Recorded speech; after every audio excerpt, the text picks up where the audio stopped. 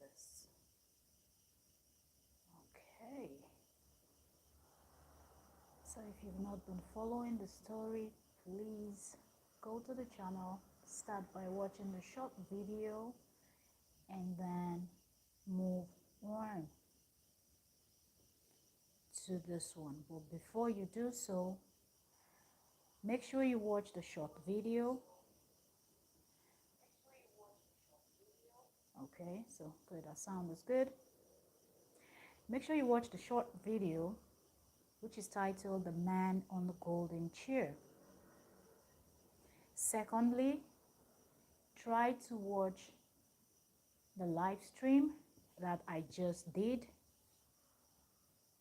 Okay, I'm trying to get, okay, I'll just use the same one I used the last time. But let's just keep playing with this and see if there's any other nice stuff here.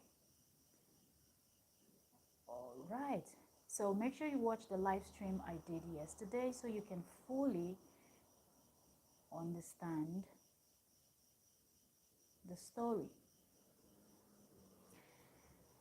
Now, this is a true life story. I think I like this one. But if you're watching, feel free to leave me a comment below and let me know which one you prefer. So when next we're streaming live, we can use it. So welcome back to My Scary African Mystery. And on this channel, we tell stories that some people might find disturbing. Stories that some people might find scary. From the name of the channel, you have a clue of what the channel is all about. The channel is not, I repeat, the channel is not for the faint-hearted. Sorry, I have to adjust on camera because it is something that is normal. When you live stream on YouTube, you have to adjust on camera. You cannot be too prepared. All right. I'm trying not to be too close to the camera. Welcome back. So this is part 2 of the entity that dwells in the lake deep in the woods. The first part, we talked about the elderly man and his encounter. Part 2, we will talk about the stranger, the woman that married a man from that village. So she was from a distant place. She spoke a different language from these people, different culture, everything, you know, different, the tradition, everything is totally different. So she came from afar into this town because of marriage. Now, as the story is told by the elders of this community, it is said that if you're not sure what I refer to as it, I'm talking about the entity that dwells in the lake, deep in the woods. It is said by the elders of the community that it is more mild or peaceful when females encounter it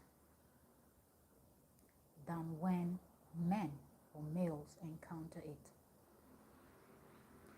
And according to history, it is also said that not many males that encountered it came back normal or came out alive. Some people, the elders, after they go missing, the elders from the community will have to go and consult the herbalists, the traditional people who do the invoking and speaking with the gods, speaking with the spirit world to find out what happened to a family member that just maybe went to the farm and never returned, left the house and never returned. And these messages will be passed on to them, telling them their body is in the lake. When that happens, the elders will have to get these drinks like aromatic shinap, kola nuts, bitter kola, chickens, goats, depending on what. And they will go to the lake and perform rituals, pleading with it to please release the body of their family member, the friends, or whoever this person might be. But not anybody is allowed to go to the lake and perform these rituals. You must be one of the elders in that 5 family. If you don't understand, please watch the first part where I talked about how some communities in Africa are split into 5 families. It could be 4 depending on how big the village is or how small.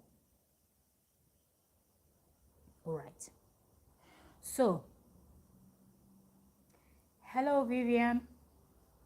Thank you very much for joining. You're welcome.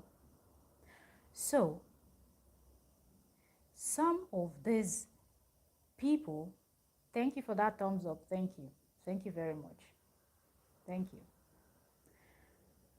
These elders will go to the stream.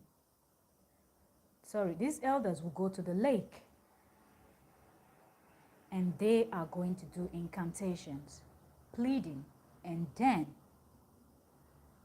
the body of the so-called person that went missing will surface. And they will plead for the entity to let them take the body back to the community for a proper burial. Now, ancient history also have it that sometimes if the person that went missing hands is not clean, if you've soiled your hands before, and what do I mean by clean hands and dirty hands? I will explain. If you're someone that maybe you've killed before, or you have plans to, you have hate. Really?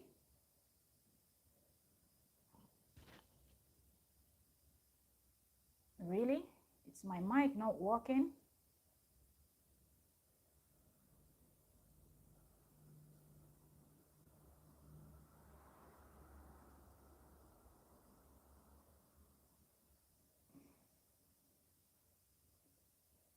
Hold on. It's my mic not working?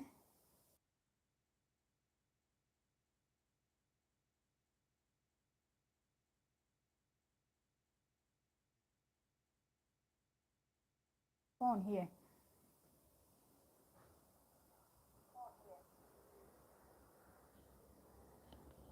Hold on. Hello, can you hear me now? Hello, can you hear me now?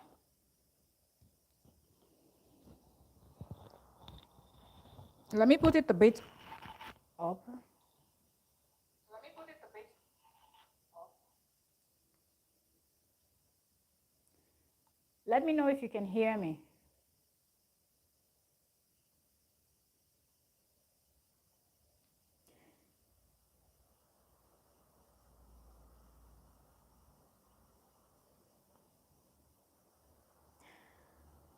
Can you hear me now? So I don't end up telling the story and I have bad sound. I have my mic, but maybe I had it too low on my shirt, so it wasn't. Still can hear me? Really?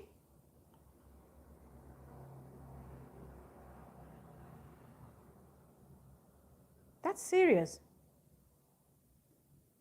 Hello? That's serious. I can hear myself from here. Hello? I can hear myself from here. Hello? Go out and come back in and see if you can hear. All right. So, sorry, someone just said they can't hear me, and I cannot be telling stories if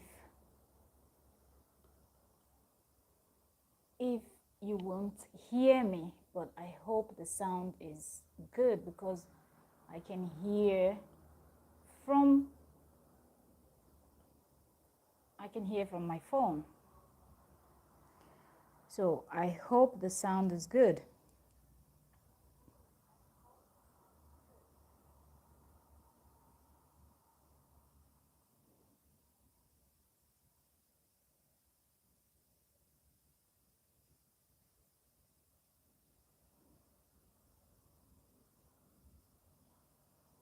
Sorry guys, let me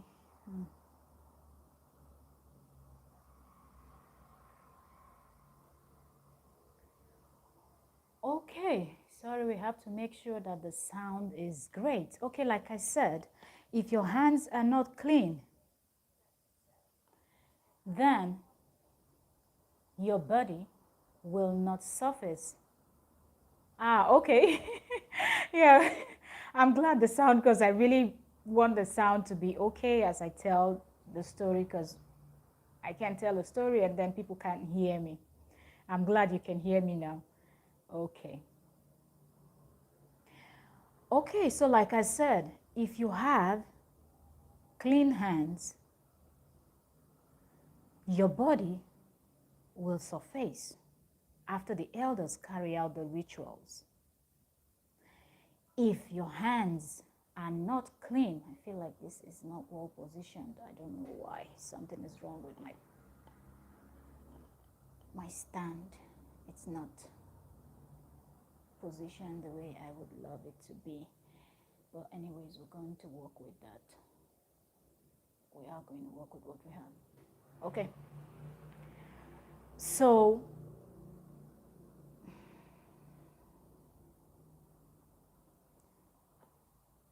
according to the elders, as history, ancient history, this is what I'm talking about. So your body will surface if you are a good person with clean hands, clean heart.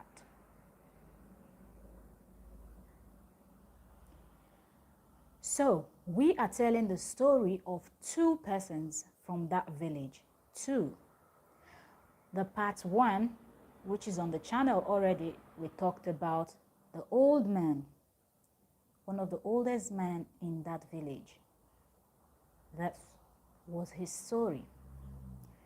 This part two, I'm talking about the lady that came from a distant land to marry from that community.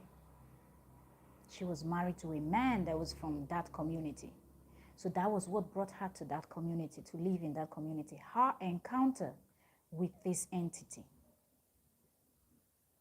She being a woman that has lived in that community. But before I dive into her story, I have to give you a little bit of backstory about this woman and her husband. This woman in question is still alive till this day. So I won't dive into too much details because I don't know if people from that village will come across the channel.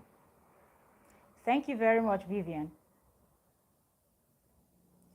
This lady and her husband, they are both working class people. The husband travels a lot. She goes to work, but as a traditional African woman, she loves fishing. So it was normal when she got married to this man from this ancient community that I told you people that I will not say the name of the town in the language that I was told, but I will translate it to English, which means old or ancient community. It is one that is feared and respected. You have to watch the first part and the short video on the channel to understand this part too. So when this lady met this man, they got married. She had to move from her own village, which is far away from where her husband is from, into her husband's village.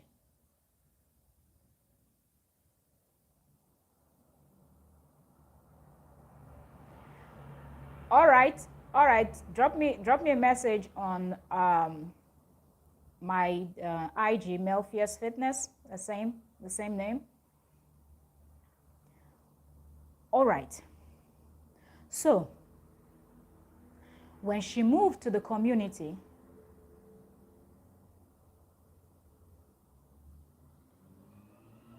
she wanted to know about these people. She wanted to know about their tradition. She wanted to know about their culture, how they do things. So she was very close to the elders of the community. And I need to point out something to you. This woman married a man that is from the big family that owns this particular lake that we are discussing. So this lake is owned by his family. Like I said, communities are split into big families, and then it breaks down to smaller until it gets to father, mother, and children. So when she started asking the old men, the old women to tell her things so she knows what and what not to do. Like I said, in this community, they have special days that you're not supposed to go to the forest. You're not allowed to go to your farm because those days are reserved for the spirits, the gods, and everything that is not human that wanders the forest. She needed to know how things are done because where she comes from, they have their own tradition. And we will get to their own story too. What they worship that lives in the water and how they carry out the rituals. That will be a different story. These are true African stories, not fiction, not myth. This is not mythology, anything, not fake, okay, not made up. These are true African stories. So when she asked questions, she was told a whole lot. But before this man moved his wife to the village, he was trying to build his own home as a man that is now married and he has started having kids. But he could not find a land in the community to build a house. All the people that had lands available refused, for some reasons, to sell land to him. So the only choice he had was to go pick up one of his mother's lands. And his mother's lands were deep in the forest, not too far from this lake. But he had no choice because there was no land. Sorry, my network. It's network. Sorry, I had to switch because we use two different networks. So one stopped, I had to switch to the other one so I can complete the story. I'm sorry. All right. So after he built his house, his wife was left alone. She had her job, she goes to work, she comes back home. But like I said, where she comes from, they are known to be the best fishermen and women in their country. Not only in their state, but the whole of the country. If you want to talk about the best people that can produce good set of fish, be it fresh, dried, roasted, crayfish, any type of seafood, crabs, they are good at it. And when they do their fishing festival, it is on another level. These are stories that we will tell when we will talk about her own part, their traditions, what they worship, and all, and their beliefs. But anyways, living in her husband's home, when she comes back from work, if she doesn't have anything to do, now she has few friends from her husband's village. She will go meet one of the lady that also loved fishing. So they used to go for fishing together. We will also discuss their encounter with the witches on a different story. So she will always go for fishing with this lady. And because they work during the day, they always go for night fishing. Because in Africa, mostly West Africa, this story now that I'm telling you is from West Africa. I've not gone into East, South, North, or Central Africa. I'm still in West Africa, where voodoo is very strong, if you don't know. Magics, black magic, is strong in West Africa. If you do your research, you can confirm my story. Okay, so they go to work during the day, they come back in the evening from 6, 7 p.m. They start preparing their canoe boat, putting their nets and leaving for fishing. They will fish anywhere. So let's say if they're leaving by 6, before they get to the riverside, and pack the boat, put what they will eat, their lamp. They have the traditional lanterns. That's what they used to call lanterns. With the wick, and it burns, and they have something covering it so the wind doesn't turn it off. And this fire can burn for many hours. It was always used by Africans, and I think it's still used till these days. If you go into deep part of Africa, where you see the mud houses and all of that, we still have these traditions. Though we have now every other thing that we need, you can find, but we still respect our culture, tradition, and we still save some things. So let's say by 8 o'clock, they have to go some miles by paddling by hand, not with the machine that they use to start the boats and all of that. Then they use the hand paddles to paddle, just like, let's say, those of you in the Western world, you like kayaking, then you have to, use the paddle to kayak. We have the canoe boat, the wooden canoe boats, and we have the wooden paddles designed and painted with beautiful colors and all of that. So they will go in fishing anywhere from 8 p.m. till 12, 1, 2, 3 a.m. before they will start paddling back, pack up their fishes, crayfish, and everything they caught that night, and get to their various homes. It will be sometimes 4, 5 a.m. According to this woman that we're telling her story, she said it was normal. And now remember, she is the one that her husband does not have a house in the community, inside the village. The house is in the outskirts, inside the woods. You have to go through the bushes, through the forest, not even bushes, thick forest with tall trees, to get to the farmland where her husband built his house on his mother's land. But this lady is fearless. She is known in that community as a warrior. She is known, she is even feared by men. It is said that she is referred to as one bone. Those women that can actually fight with men and give them the beating of their life. She fears nothing. So for her, it is normal to go for fishing, come back 2 a.m., pack her bags, and then as the lady gets to her house, she continues the dreaded journey in the thick woods. Yes, Vivian. The lady continues her journey in the thick woods until she arrives in her husband's house, where in the night you can hear weird sounds, according to her. You hear weird sounds, owl, what they call this, there's this animal, I don't know, it's mostly called the bush baby. I'm not sure what the English name, I don't know if that's the English name. If you come across my video, you know that animal, please write it down. There's something that they call the bush baby in Africa. I don't know if that's what it is called. maybe has another name, but it cries like a baby. And that animal used to deceive people, but that's a different story. But I'm just trying to tell you how terrifying the area where she lives alone with her children, because her husband only comes back month ends to see them because of his work. And he's always traveling to different parts, different community, even out from their states. Now you have like states now. Travel out from their states to other states to work for people. So he comes back every month end, or in 2 weeks, he might be back one Friday and stay Saturday, Sunday, and go back to work.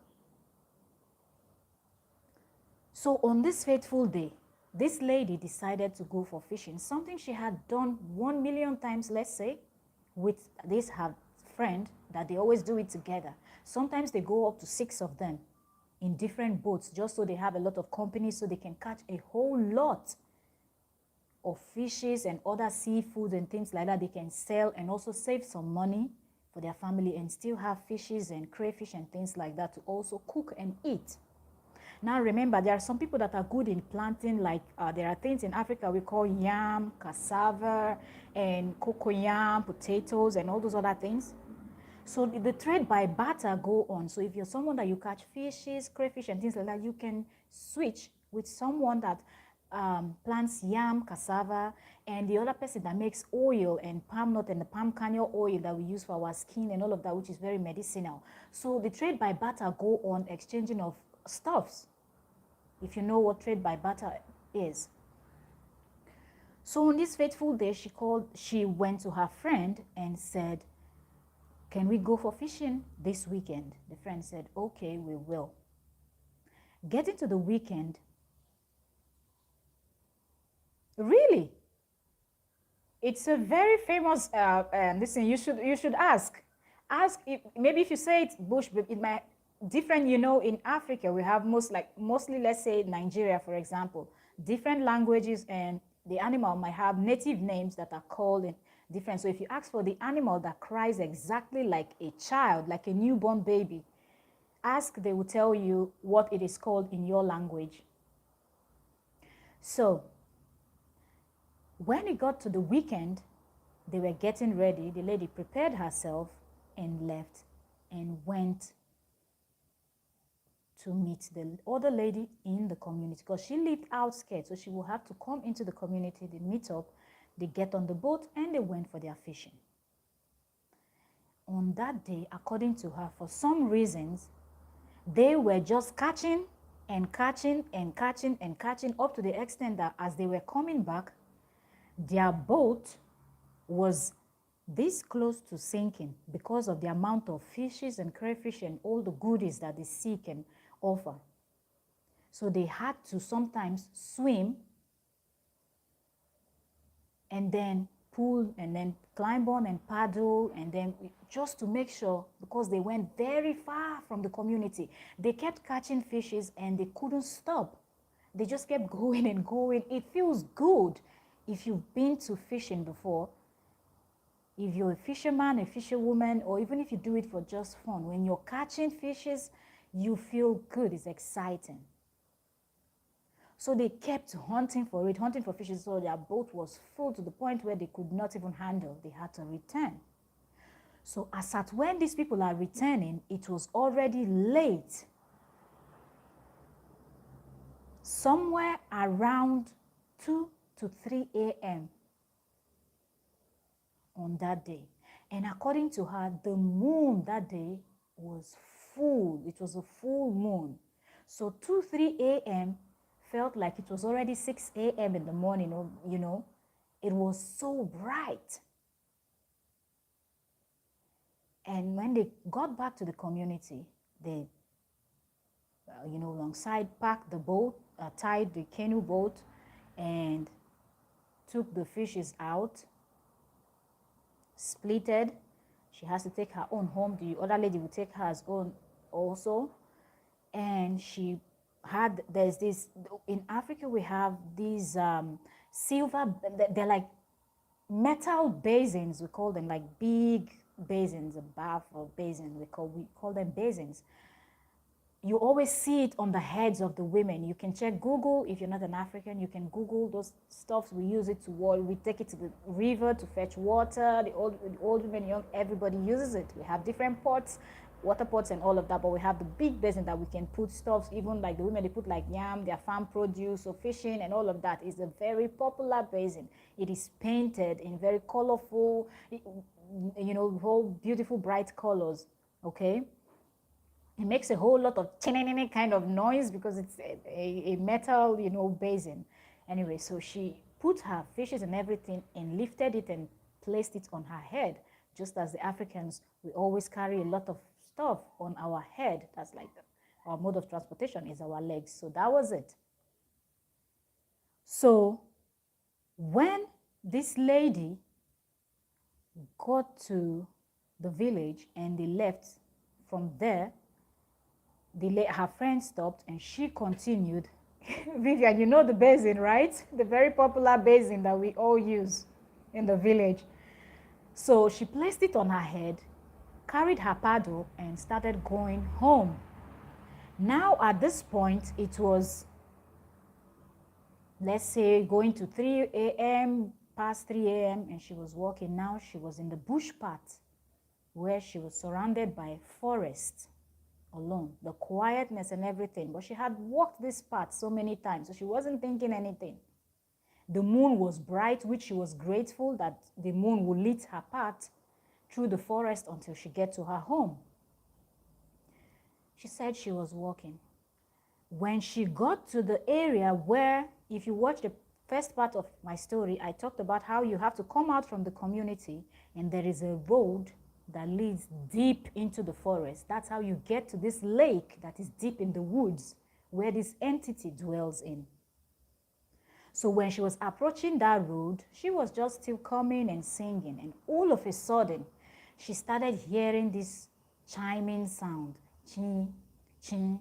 If you watch the first part, you will understand. I explained what that sound, what that thing was, when I explained how the entity looked when the old man that encountered it, when I told this on the first part. So hence I said you have to watch that first part to understand this part too. There is something that Africans wear on their legs and hands when they dance, traditional dance. Those stuffs they put on the leg, it makes sound, chen, chen, chen, very loud sound. They put it to match the music, the bands, the drums, and all of that. It's part of dancing. Not every traditional dancer wears it, but specific, some traditional dancers put that. They also have the one that is not so loud, and then they have the one that doesn't really make noise, but it's just there to beautify the hands, the head, and all that before you use the native chalk to draw, to put the dots over the body and all of that. But the one on the leg, I used to be a traditional African dancer. So I know it, I know how to make it. I've worn it so many times. I used to have it. So yes, it is really noisy. When you're walking, you hear chirring, chirring, chirring. You can hear someone wearing it from afar. So she started hearing that sound. And to her, it was odd that at 3 a.m., she cannot say, maybe dancers are returning from other community or anything. Nobody is moving at this time. People are sleeping. Like, where is this sound? But she was still coming, and she noticed that it seemed like it was coming from the opposite direction. So that means whatever it is, whoever it is, she will have to meet with the person and they will pass each other. Okay, Viv said, my mom had a lot of them. Good, so you know what I'm talking about.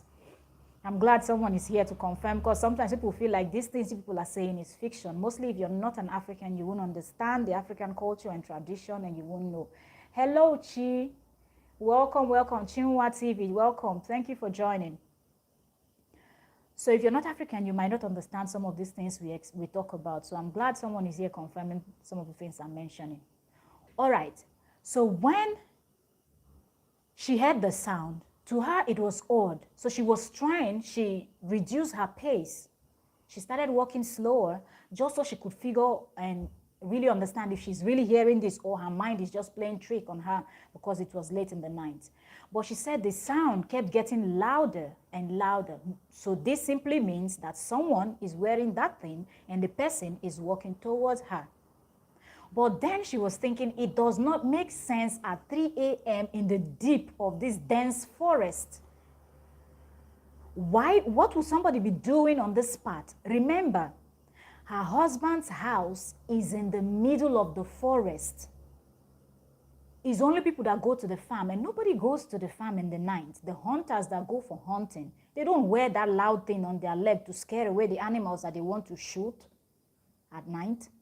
So she tried to give herself something, but nothing made sense.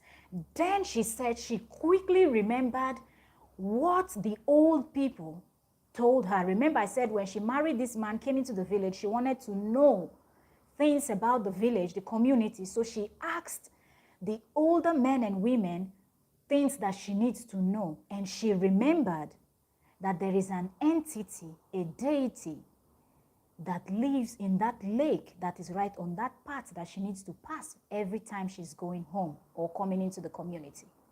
And it is said that this particular entity likes to dress. They say it appears in man's form, but the height of this thing, I will describe it again. The people that have seen it, that survived, that came out alive, said it looks like a man, but the height cannot be the height of a man because no human being is that tall. And the mannerism also is not that of somebody you can say this is human, but it looks human. It is always dressed with a whole lot of gold chains and all this, a whole lot of traditional stuff on the neck, the arms, and it has that thing that the dancers wears on the legs. They say it can take different forms, but most times when it is seen, it dresses like a warrior. It looks like a warrior and a dancer, and it's just very difficult to describe the look of this entity, of this thing, of it. So she said she thought about that story, and she immediately looked around where she had, how far she had gone into the forest, and she realized she was right on the track that goes, this is the main track that leads to her home and other deep communities that are far from her home. Her home is not close to any of the communities, but there are communities after this community that she's married in. There are other communities also, but this is the main path that travels to all those parts. But then you have to turn to your right, going deeper into the forest to get to the lake where this thing dwells in, where this entity dwells in. When she realized that she was standing there, she had not really convinced herself that it could be it that was coming. So she said what she did was she was wearing a bright colored African fabric, and her basin was a bright colored basin. If you know those African basins that are very metal basin and make noise, they paint it. Some are white with blue, green, yellow, all this colorfulness that Africans love. So she decided to quickly put her fishes, take her basin from her head. She wasn't sure if it was it, and nobody wants to encounter something like that. She removed it just to protect herself. If maybe it was humans, it could be people that might hurt her. She's a woman, she's going home. She just wants to protect herself. So she removed her basin of fish from her head, hid it in the forest, and then took off all her clothes because they were bright colored, wrapped them, and hid them under the bushes. And then she said she took the road that leads to the lake. She went into the road a little bit and then entered in the bushes and ducked down, thinking that whatever it was will pass from the main road that she was on, and then she will come out, take her clothes, take her thing, and continue on her journey. But whatever that thing was, she didn't want to encounter it, be it human or whatever. 3 a.m. in the night, in the deep of the woods. She said no, she had no plans. So she ducked down, and this noise kept coming. Churn, churn, churn. You could hear that it was footsteps. up until she said her head was getting bigger as it was coming closer. She could not move. She was just ducked down in the bushes, and it came to the spot where it's supposed to turn, and it stopped. And she said she could see this giant, the height is unbelievable. It stopped, and she said that thing knew that someone was around. And then she remembered what she was told, that if by chance anybody encounters that thing, what you need to do. So she started saying, please, I am a woman. I am not from here. I did not mean to offend you. My hands are clean. I did not know you would be on this path. I wouldn't have taken it. And she started saying those things and showering praises in the bushes as she was still hidden. She could see it, and the thing stood there, didn't want to proceed. So that means she too, she cannot come out. So she started saying these things calmly, quietly, up until the thing continued its movement and passed from the bushes where she was heading to the lake. When she could hear the sound of those ching, ching, ching, when it was far, she came out, put on her clothes, carried her fishes, and hurried home. She never talked about it. She kept it to herself for so many years before she finally decided to tell the story. Now, I told just two stories from two people, the old man and this other lady. But in between, concerning this entity that dwells in the woods, in the lake, in the woods, there are many stories surrounding this.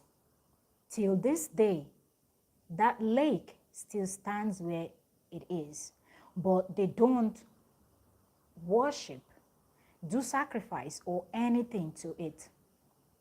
Like I said, this community, they have a whole lot of lakes, and each of the lakes, they have entities or things that dwell in the lakes that they show themselves at some point. Some other time, we will talk about one more lake from the same village.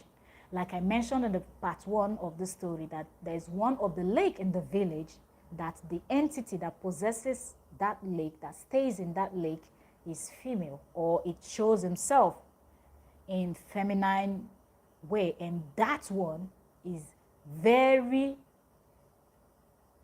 harsh, or should I say wicked.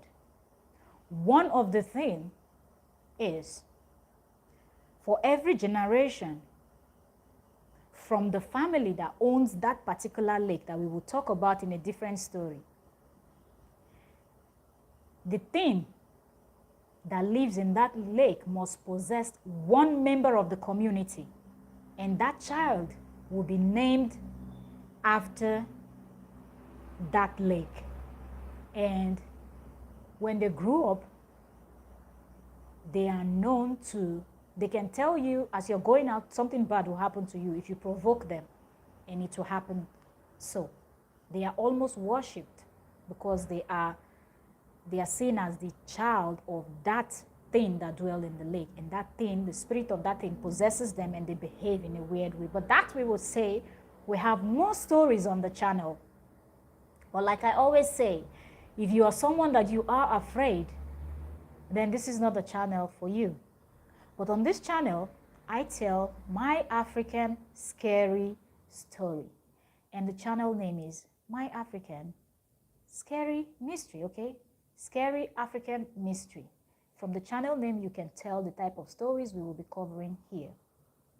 I am an African, and we have a rich culture, tradition, beliefs.